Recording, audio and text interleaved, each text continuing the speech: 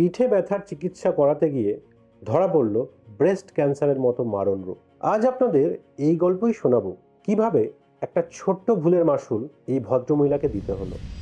নমস্কার, আমি doctor Sabyasachi Saha, consultant brain and spine surgeon. আজ আমরা আলোচনা করব একটা পেশেন্টকে নিয়ে, যিনি আমার কাছে দেখাতে এসেছিলেন সুদূর দিনাজপুর থেকে। উনি পিঠে ব্যথা নিয়ে ভুগছিলেন গত 2 মাস ধরে। স্থানীয় কিছু ডক্টরকে উনি দেখিয়েছিলেন এবং তারা কিছু ব্যথার ওষুধ দিয়েছিল এবং একটা এমআরআই অ্যাডভাইস করেছিল। সেই এমআরআই রিপোর্ট নিয়েই আমার কাছে উনি আসেন এবং উনার অনেক রিপোর্ট ঘাঁটতে ঘাঁটতে আমি দেখতে পাই যে উনার কাছে একটা রিপোর্ট রয়েছে, যেটা হচ্ছে ব্রেস্টের আল্ট্রাসাউন্ড। যখন আমি দেখি যে ওনার এই ব্রেস্টের আল্ট্রাসাউন্ড যেটা 3 মাস আগে করা, সেখানে একটা টিউমারের উল্লেখ রয়েছে, তখনই আমি 2 এ 2 4 করতে পারি যে এই ব্রেস্ট টিউমারই হয়তো ওনার এই পিঠে ব্যথার কারণ হতে পারে। তখন আমি ওনার ব্রেস্ট টিউমারটাকে ভালো করে পর্যবেক্ষণ করে দেখি, পরীক্ষা করে দেখি যে ওটা একটা বড় টিউমার যেটা ওনার বগলেও ছড়িয়েছে।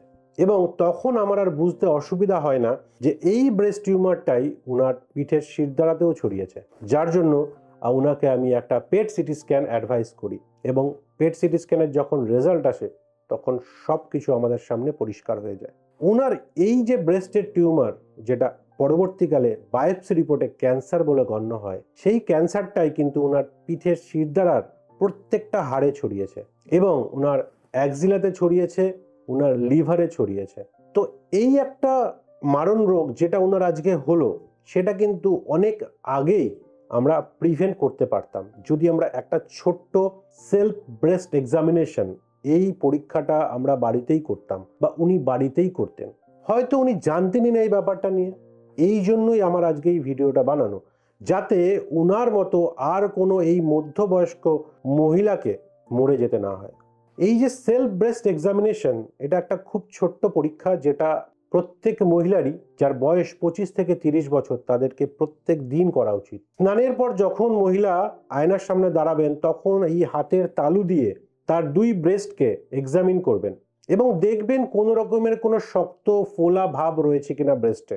যদি কখনো দেখেন যে হ্যাঁ, আপনার এই শক্ত বা ফোলা ভাব ব্রেস্টে রয়েছে, সত্বর একজন সার্জনের সঙ্গে দেখা করবেন বা কোনো গাইনেকোলজিস্টকে দেখাবেন। এই ছোট্ট পরীক্ষার মাধ্যমেই কিন্তু এত বড় ব্যাধিকে আমরা আটকে দিতে পারতাম। এই মেসেজটা দেওয়ার জন্যই আমার এই ভিডিওটা করা।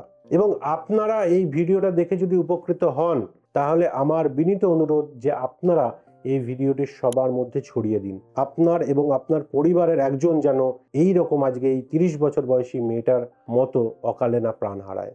নমস্কার।